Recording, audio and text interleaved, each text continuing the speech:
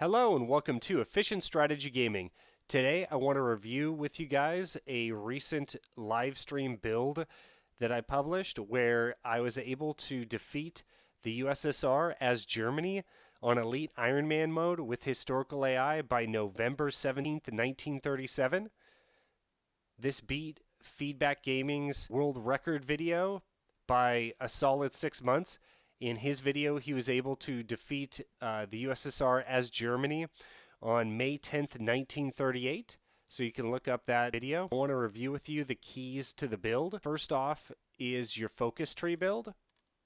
And what you do here is you rush Rhineland, Anschluss, reassert Eastern claims, and Danzig or war. The rest of your war goals you're going to get through declaring war against the Low Countries. And then against France, I had to declare war against the Low Countries and then actually justify a war goal against France. England will come into the war. And as we capitulated England, I got my war goal against Russia. So the timing of getting these different justifications is very important in speeding up the build.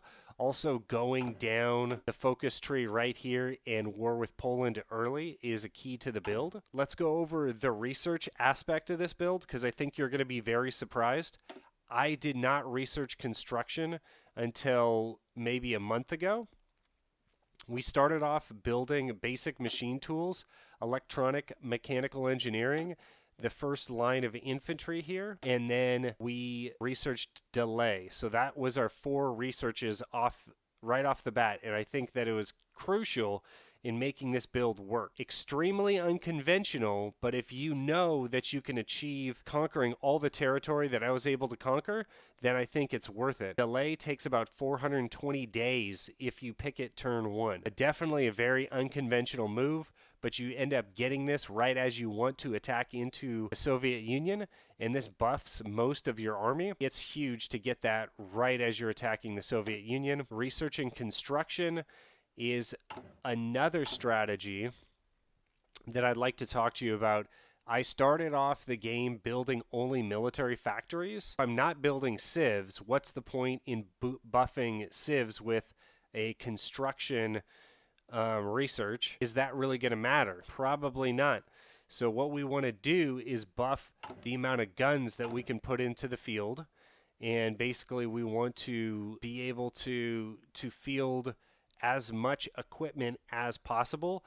If you pour in all your construction and all your resources into building civs, you're not going to see returns on that investment till like way later, till 5 years later, for instance. So you want an immediate return on investment, and I think that building military factories is the way to go. A third thing I think that is crucial to this build is basically choosing the right leaders for your army, with the field marshal being the most important. Now, we choose von Kluge here because he upgrades easily. So look at all the upgrades that I got. And also, he has offensive doctrine, which organization loss when moving, -30%, and attack +1.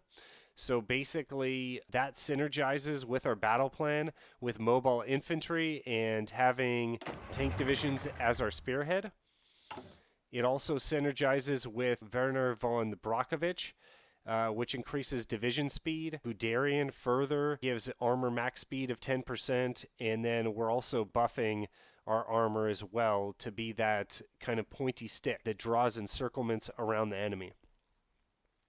So your field marshal choice is incredibly important, and then these generals each have something special that they bring to the table at the beginning of the game. Heinz Guderian has Panzer Expert, which again buffs your armor division defense of 10% and increases the chance of him executing blitz tactics. Erwin Rommel has a very high skill rating at the beginning of the game and a extremely high attack rating. He does upgrade, and he has Trickster. So Guderian has Trickster as well.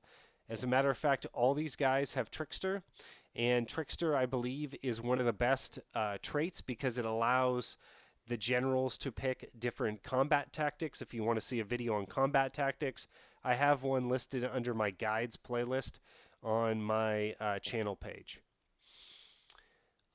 Other generals here are Eric von Manstein, who attacks decently, and he also has Engineer right off the bat.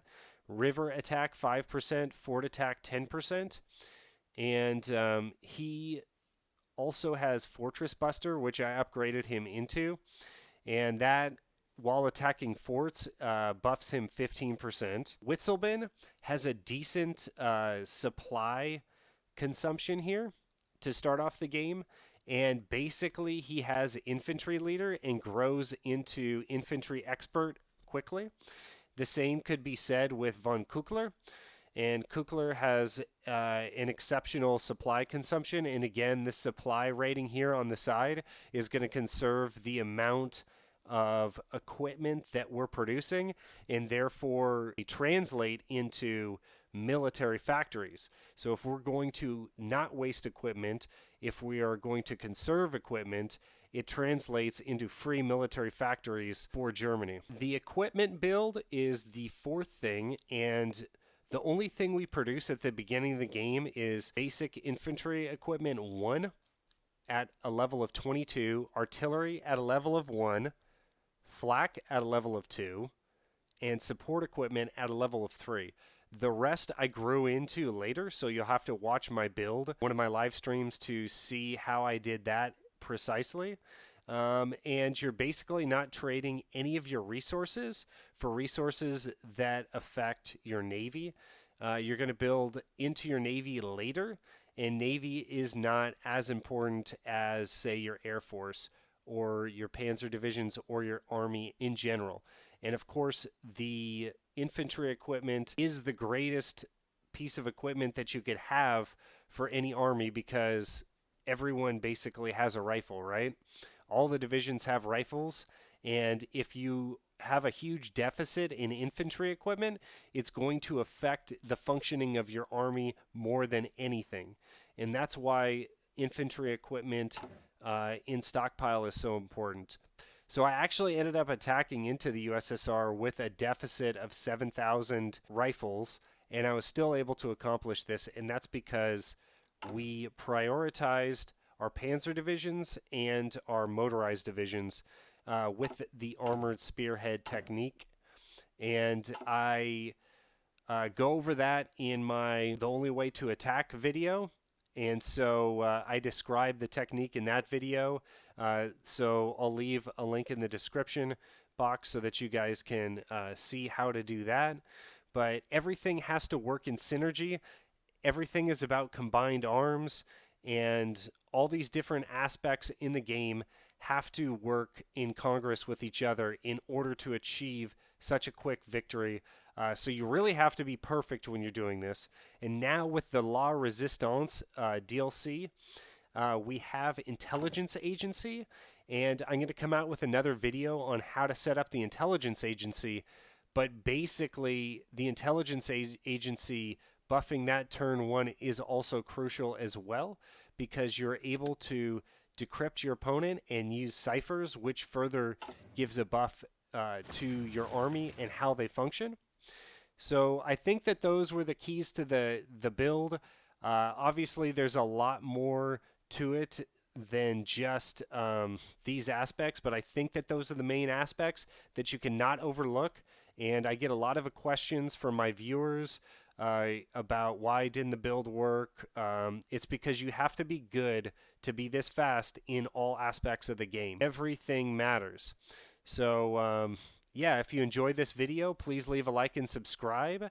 And we have t-shirts. I'll leave that down in the description box below. And I'll see you on the next one, guys.